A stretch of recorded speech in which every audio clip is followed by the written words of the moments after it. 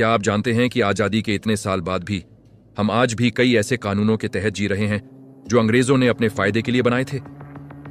ये कानून उस दौर के हैं जब भारत एक आजाद देश नहीं बल्कि एक शासित कॉलोनी था। और हैरानी की बात यह है कि इनमें से कई कानून आज भी उसी तरह लागू हैं। सबसे पहले बात करते हैं भारतीय दंड संहिता यानी आईपीसी की। आईपीसी को 1860 में बनाया गया था, मतलब आजादी से करीब 87 साल पहले। इस कानून का मकसद भारतीयों को न्याय देना नहीं था बल्कि भारतीयों को कंट्रोल में रखना था।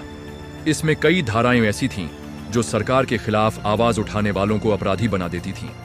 आज भले ही इसमें बदलाव हुए हों, लेकिन इसकी मूल संरचना अब भी औपनिवेशिक सोच से निकली हुई है। अब जरा पुलिस व्यवस्था को देखिए। पुलिस एक्ट 1861 ये कानून 1857 की क्रांति के बाद बनाया गया था। क्यों? क्योंकि अंग्रेजों को डर था कि अगर पुलिस आम जनता के प्रति जवाबदेह हो गई तो शासन टिक नहीं पाएगा। इसलिए पुलिस को जनता की नहीं, सरकार की सेवा में रखा गया।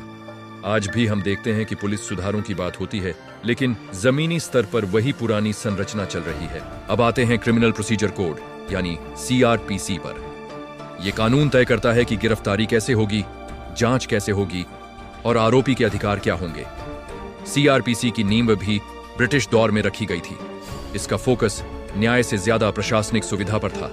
मतलब कानून ऐसा होना चाहिए जो सरकार के लिए आसान हो, भले ही आम आदमी को परेशानी हो।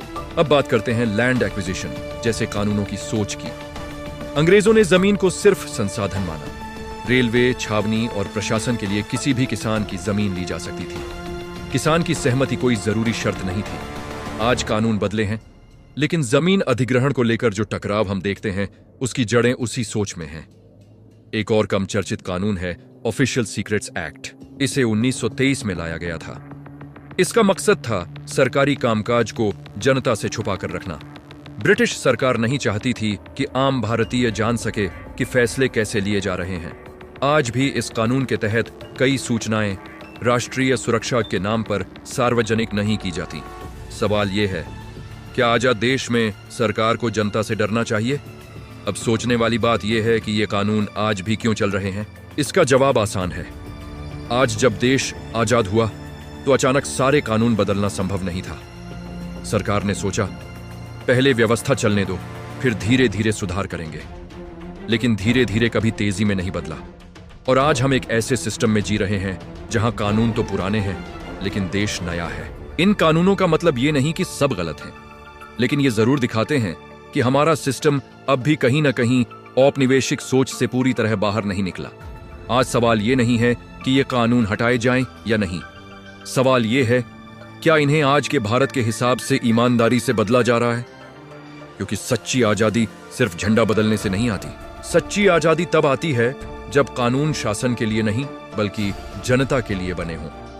अगर आपको ये जानकर हैरानी हुई तो सोचिए और कितनी चीजें हैं जो हम रोज इस्तेमाल करते हैं लेकिन कभी सवाल ही नहीं पूछते। इतिहास को समझना बीते वक्त को कोसने के लिए नहीं बल्कि भविष्य को बेहतर बनाने के लिए होता है।